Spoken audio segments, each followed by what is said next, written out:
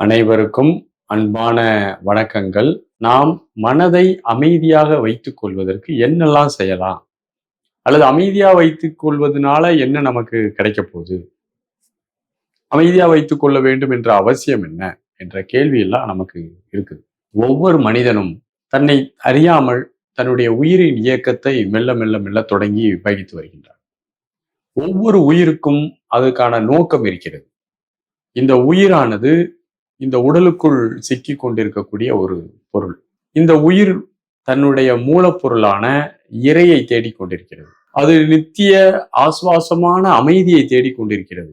ஆனால் மனிதன் இந்த உயிருக்கு நோக்கமான அந்த பேர் அமைதியவும் இறைத்தன்மையும் அதுக்கு காட்டாத போது இந்த உயிர் துன்பத்திற்கு உள்ளாகிறது. மனிதன் அதை அறியாமல் என்ன செய்கிறான்னா, தனக்கு இதை செய்தால் நிறைவாக இருக்கும், அதை செய்தால் நிறைவாக இருக்கும், உடலை பராமரித்தால் நிறைவாக இருக்கலாம், பொருட்களை சேர்த்து கொண்டால் நிறைவாக இருக்கலாம், நல்ல ஆடை அணிகலன்களை வாங்கி கொண்டால் நிறைவாக இருக்கலாம், குடித்தால் நிறைவாக இருக்கலாம், ஆடம்பரமாக வாழ்ந்தால் நிறைவாக இருக்கலாம், சிற்றின்பத்தில் மயங்கி கிடந்தால் நிறைவாக இருக்கலாம் என்று மனிதன் அந்த உயிர் நோக்கத்தினுடைய உண்மையான தன்மையை தெரிந்து கொள்ளாமல் ஒவ்வொரு மனிதனும் இந்த புலனின்ப வாழ்க்கையின் மூலமாக தன்னுடைய நிறைவை தேடுகின்றான். ஆனால் புலனின்ப வாழ்க்கையானது ஒரு குறிப்பிட்ட நேரத்திற்கு பிறகு சலிப்பை தந்து விடுகிறது.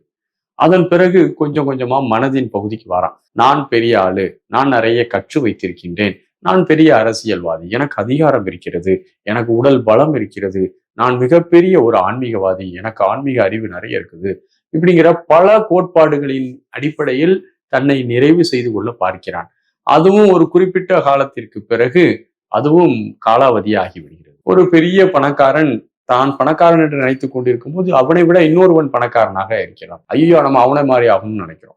இப்படி மனமானது ஒன்று கிடைக்க மற்றொன்றை நாடுவதால் அதிலும் மனதை மூலமாக நித்தியமான அமைதியை அடைய முயற்சி செய்யக்கூடிய மனிதன் அதிலும் தோற்று விடுகின்றான். அப்போ மனிதன் நித்தியமான அமைதியை அடைய வேண்டும் என்றால் என்ன செய்ய வேண்டும் என்ற ஒரு கேள்வி அதை தொடர்ந்தே வருகிறது. நாம் என்ன செய்ய வேண்டும்? உண்மையில் நாம் மனதை அமைதிப்படுத்த வேண்டும் என்றால் உயிரின் நோக்கமான மூலத்தை தெரிந்து கொள்ள வேண்டும். இந்த உயிர் எங்கிருந்து வந்தது? இதனுடைய தன்மை என்ன? கண்களை மூடி அமர்ந்து ஆசுவாசமாக தனக்குள் தேட வேண்டும். நம்முடைய திருமூலர் கூட நிறைய இடங்கள்ல சொல்றார்.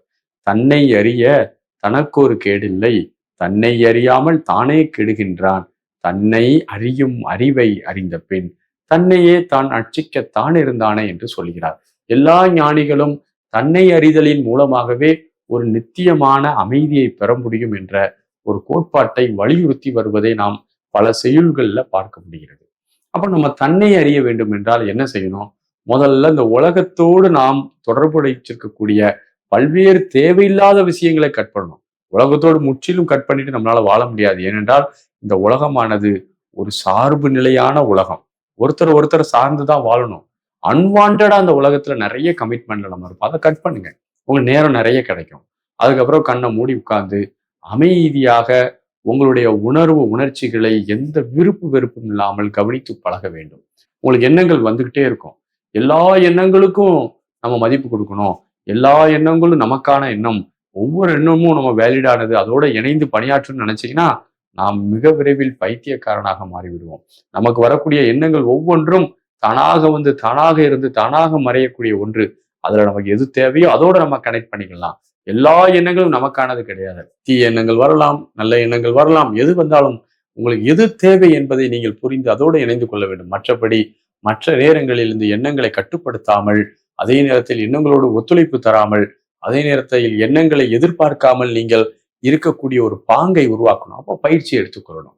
எப்படி எல்லாத்துக்கும் ஒரு பயிற்சி, ஒரு உடற்பயிற்சி செய்தால்தான் உடல் நல்லா இருக்கும், மனப்பயிற்சி செய்தால்தான் மனம் நல்லா இருக்கும். அந்த மனதை விடுவதற்கும் நாம் பயிற்சி எடுத்துக்கொள்ள வேண்டும். மனதை நாம் விடுவதற்கான ஒரு ஆயத்தத்தை எடுக்கும் போது அது தியானம் என்ற ஒரு கலை நமக்கு அவசியமாகிறது.